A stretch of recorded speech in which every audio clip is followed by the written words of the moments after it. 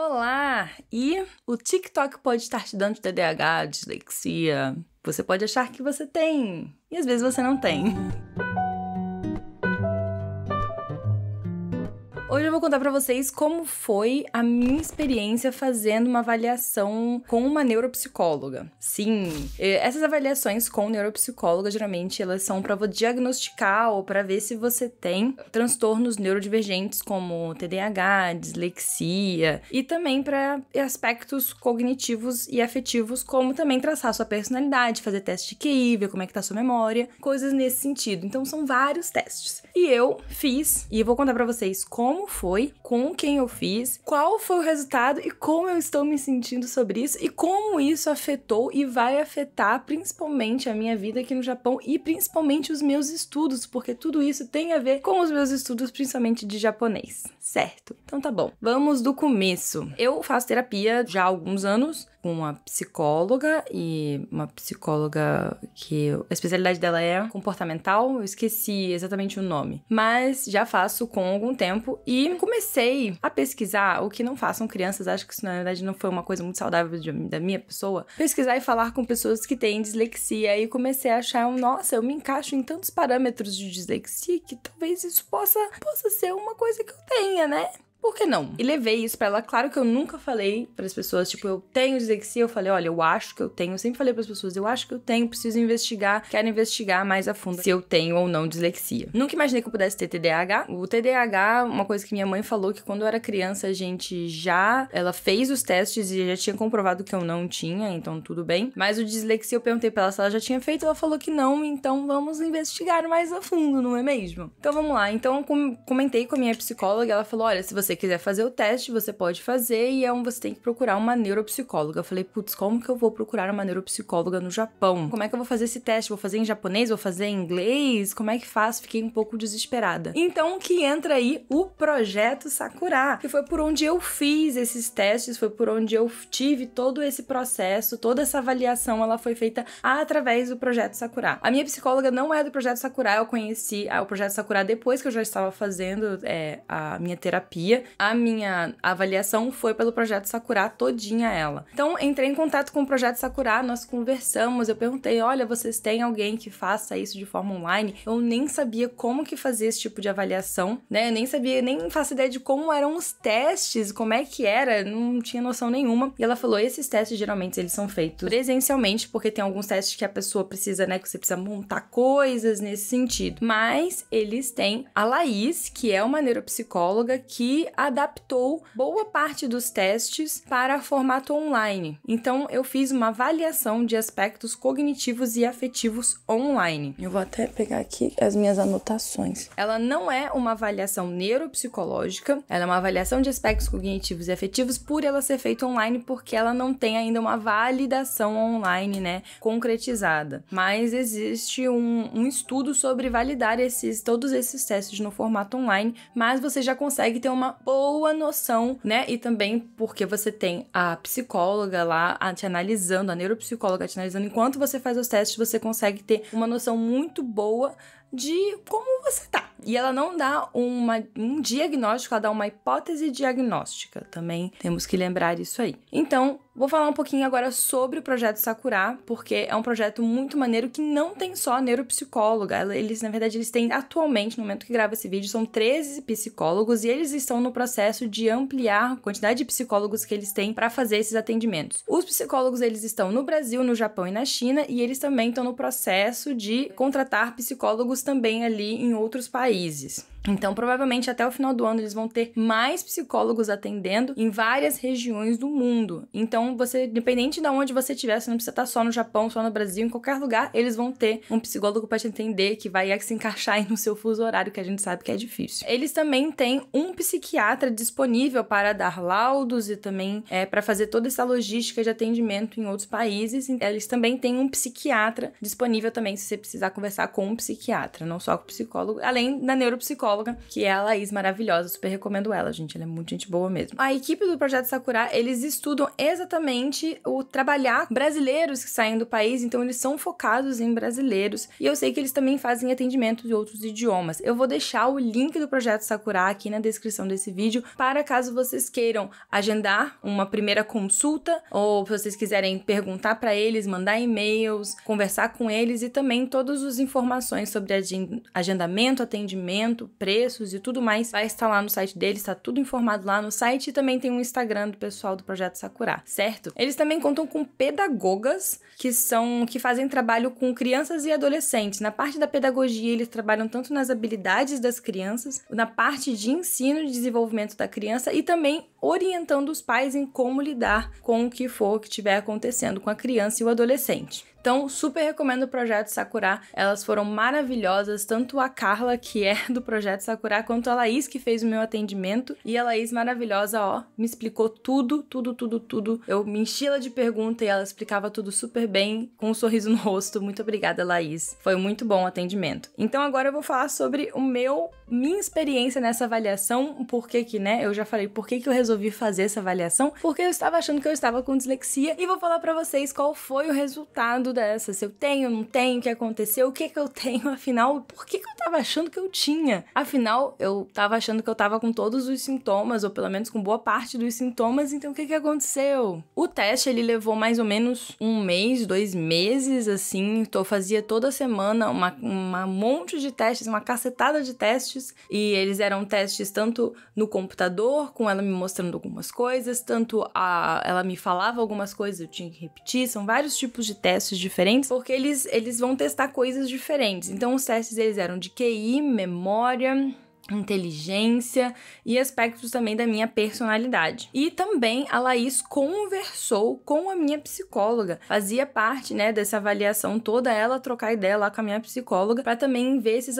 aspectos afetivos, né, do meu passado, saber como eu me comporto, e não só para saber se isso vai afetar ou não. Foram mais ou menos 4 sessões de testes que a gente marcando e desmarcando, levou mais ou menos 1 mês e pouquinho, e teve ela ficou mais 1 mês corrigindo todos os testes, e depois a gente teve uma última consulta que foi de retorno, né, dela me explicando qual foi o resultado dessa avaliação, né, então fazendo o report final, né, reportando como foi essa avaliação final. O que levei muitos tapas na cara, sim, levei muitos tapas na cara. Então, eu cheguei conversando com ela na primeira parte, a primeira sessão foi praticamente de conversa, e aí depois teste, 1 mês dela corrigindo, e o último a conversa de retorno com o resultado final da avaliação dela. Depois de fazer todos esses testes, eu era uma pessoa que eu sempre achei que eu tivesse algum problema, ou pelo menos por muito tempo eu achava que eu tinha dificuldade em certos aspectos, eu achava que eu não tinha facilidade com nada, eu achava que eu poderia ter dislexia, achava que talvez, eu falei assim, eu até cheguei a um momento pensar, será que ela vai dizer que eu tenho TDAH? Será que ela vai dizer que eu tenho alguma outra coisa que eu não sei o que é?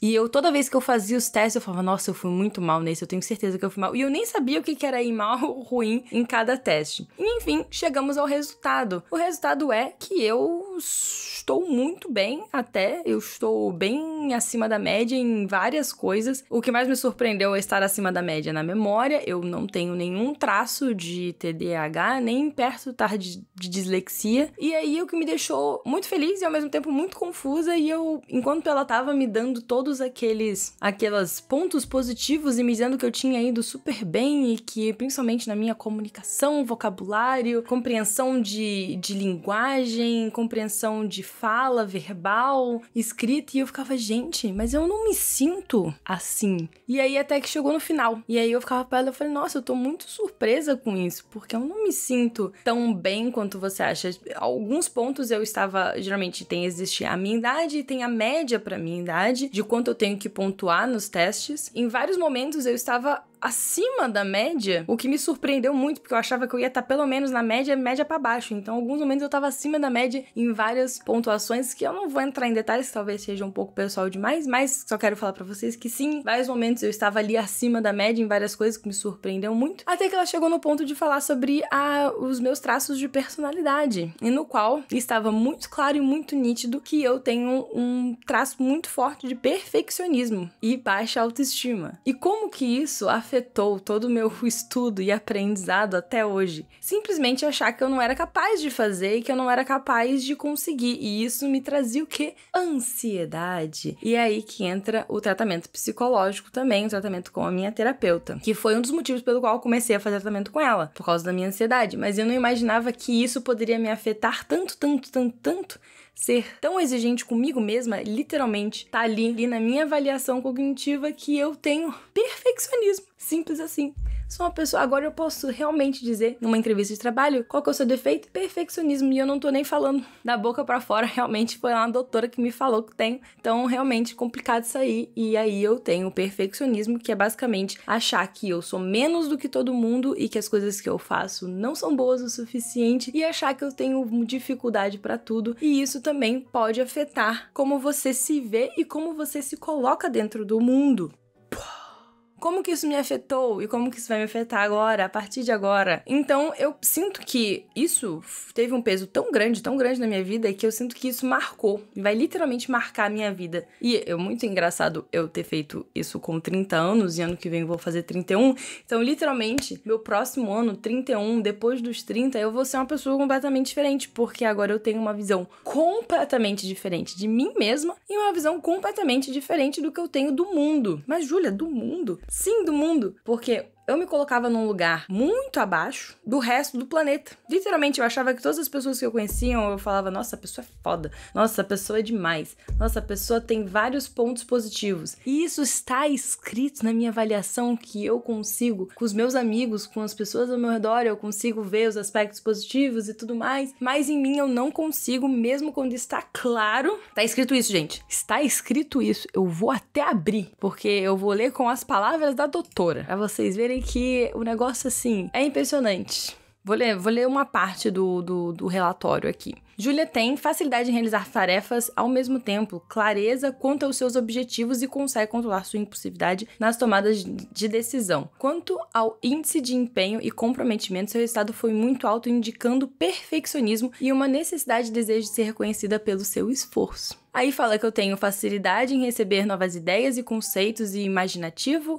e fantasia, me indicando uma busca participar de atividades que existam fantasia e imaginação. Olha ali, RPG tá aí por causa disso. Além de gosto por ideias e conceitos abstratos como música e filosofia, também corretíssimo. A queixa pode ser melhor explicada atualmente por uma sintomatologia afetiva ansiosa associada à necessidade de perfeccionismo e seus resultados e desempenhos, uma vez não apresentado história de dificuldades relacionadas ao aprendizado. Então, praticamente, os meus sintomas são basicamente por causa da ansiedade de tentar perfeição o tempo todo e achar que as pessoas não podem cometer erros, e sim, as pessoas podem cometer erros. Muito bom em comunicação, facilidade em falar em público, claramente, tem um canal no YouTube, facilidade de conhecer pessoas novas, sim, meus amigos que digam. Em compensação, interações sociais, eu busco reuniões de pequenas pessoas, olha só que interessante, eu adoro aprender coisas sobre mim. Além de ter dificuldade em chegar a atributos em si mesmo, apesar de serem evidentes. Enfim, tá aí. E isso tudo é muito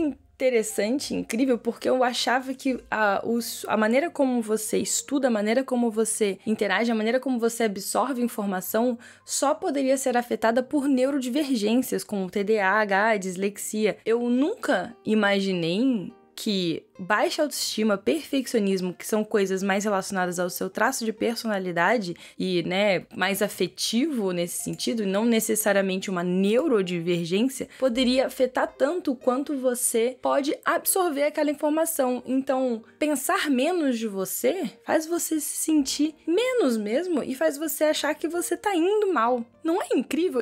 Mesmo quando é óbvio e está nos testes que você tá na média da população, ou você pode estar até superior, você pode estar até se destacando em alguns aspectos, como onde exatamente eu achava que eu tinha problemas, que eram na parte de comunicação, e de linguagem, achava que eu tinha dificuldade em aprender idiomas. Não, eu não tenho dificuldade, eu só tenho um problema e uma trava incrível em botar pra fora o japonês que eu sei, porque eu acho que ele não tá perfeito o suficiente pra sair. Tá tudo aqui.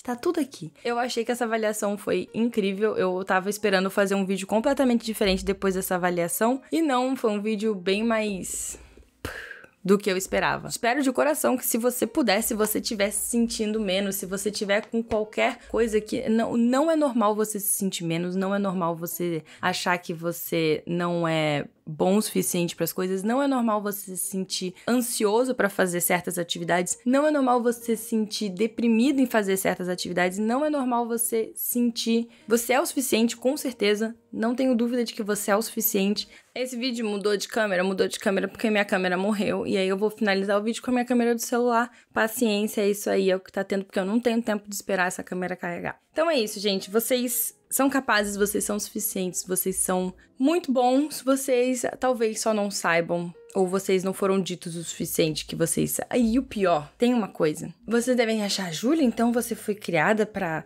né, seus pais devem ter falado pra você que você devia ter que tirar sempre... Não. Esse é o que é o mais incrível. Eu não tenho, né, nada no meu histórico familiar de pais exigentes. Meus pais sempre foram super de boas. É uma coisa que cresceu dentro de mim sozinha. Então, às vezes, você não precisa necessariamente passar por um trauma para desenvolver certas coisas como baixa autoestima. Não precisa. Eu sei que muita gente deve achar, tipo, ai, eu não sofri nenhum trauma. Eu não tenho nenhum problema com os meus pais. Eu não tenho nenhum problema com não sei o quê. E então, eu acho que eu não preciso de terapia. Ou eu não preciso fazer esse teste. Ou, eu me conheço bem o suficiente. Não, eu tô 30 anos dentro desse corpo, eu não me conheci o suficiente. E meus pais sempre foram super tranquilos em relação às minhas avaliações da escola, eles sempre foram super de boas. Eu não tenho nenhum problema com os meus pais, né, com meu irmão, com ninguém da minha família praticamente. E mesmo assim, tá aí, perfeccionismo e baixa autoestima, afetando não só as minhas interações sociais, como também afetando meus estudos. E agora, e você se tornar, mas aí beleza, aí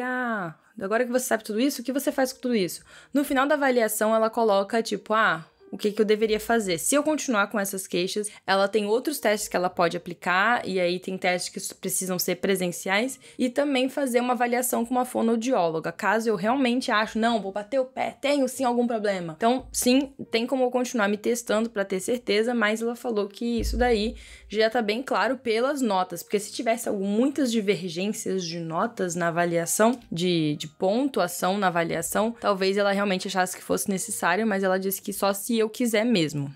E também continuar com a terapia para melhorar esses cenários mais ansiosos. E é isso. Eu espero que esse vídeo tenha te ensinado alguma coisa, te colocado para pensar. Todas as informações do Projeto Sakura estão na descrição desse vídeo. E é isso. Fiquem bem, fiquem seguros, bebam água, sigam seus sonhos e façam terapia.